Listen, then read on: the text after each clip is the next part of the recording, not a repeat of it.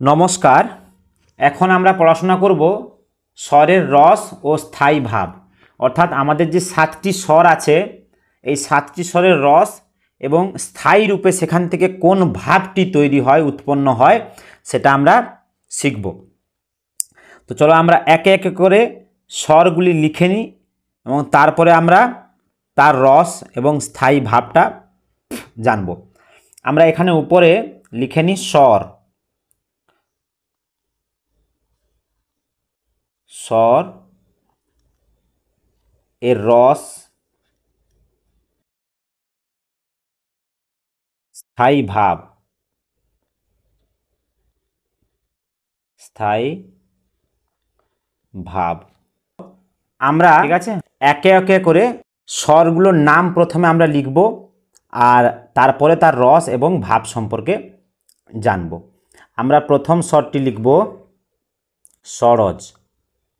স র জ। আমাদের প্রথম স্বরটি হচ্ছে সরজ। দ্বিতীয় স্বরটি হলো ঋষভ। তৃতীয় স্বরটি গান্ধার। চতুর্থ স্বরটি হবে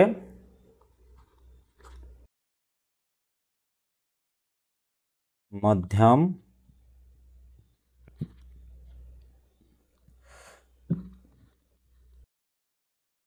পঞ্চম। 6 নম্বরে হবে ধৈবত, ধৈবত। সপ্তম স্বরটি আমাদের হবে নিষাদ। ঠিক আছে, এবারে চলো আমরা দেখে নিই সরজের আমাদের কি কি রস সম্পর্কে বলা আছে। সরজের আমাদের রস সম্পর্কে বলা আছে, প্রথম হচ্ছে বীর। বীর, অদ্ভুত, অদ্ভুত আর রৌদ্র। রৌদ্র এই তিনটি হচ্ছে আমাদের সরজের রস।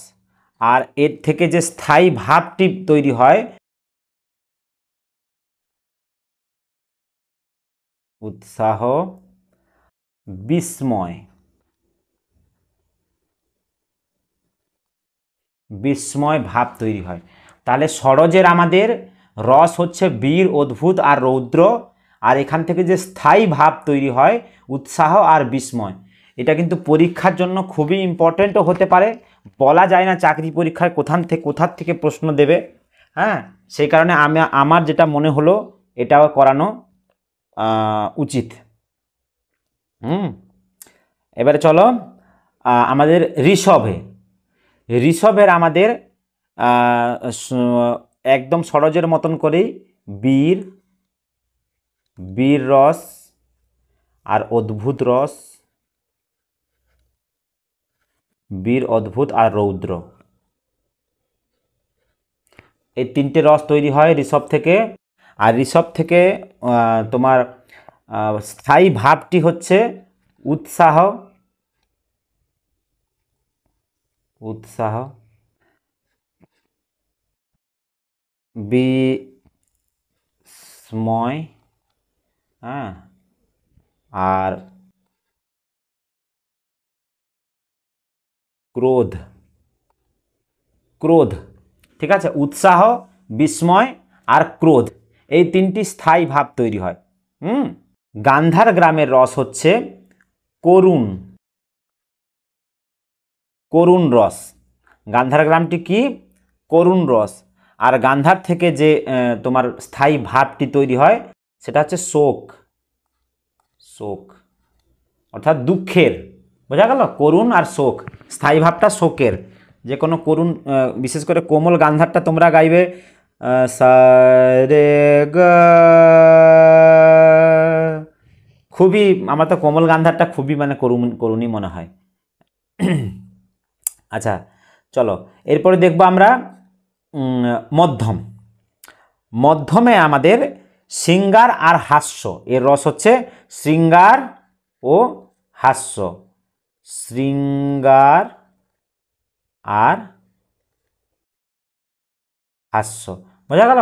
আর এর স্থায়ী ভাব হচ্ছে রতি আর হাস্য। রতি, রতি আর হাস্য। কমেডিও আছে আর প্রেমও আছে, বোঝা গেল। আর আমাদের পঞ্চমের হচ্ছে শৃঙ্গার ও হাস্য, সেম। পঞ্চম আর মধ্যম কিন্তু সেম। শৃঙ্গার ও হাস্য। এর স্থায়ী ভাবটা আমাদের হচ্ছে রতি ও হাস্য। রতি ও হাস্য, এই দুটো কিন্তু মনে রাখা খুবই সহজ। মনে কিন্তু রাখতেই হবে, কিছু করার নেই, মনে রাখতেই হবে, যে কোনো প্রকারে মনে রাখতে হবে। বিভৎস, ধৈবতর হচ্ছে বিভৎস, বিভৎস। আর ভয়ানক হচ্ছে এর বিভৎস আর ভয়ানক, ভয়ানক, ঠিক আছে। আর এখান থেকে তোমার যে স্থায়ী ভাবটা তৈরি হয় সেটা হচ্ছে ভয়।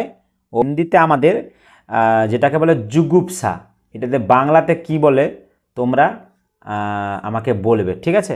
জুগুপ্সা, জুগুপ্সা, জুগুপ্সা। এইবারে আমরা দেখব নিষাদ। নিষাদের আমাদের রস হচ্ছে করুণ, রু আর ন, করুণ। এটা আমাদের হচ্ছে শোক, মনে থাকবে।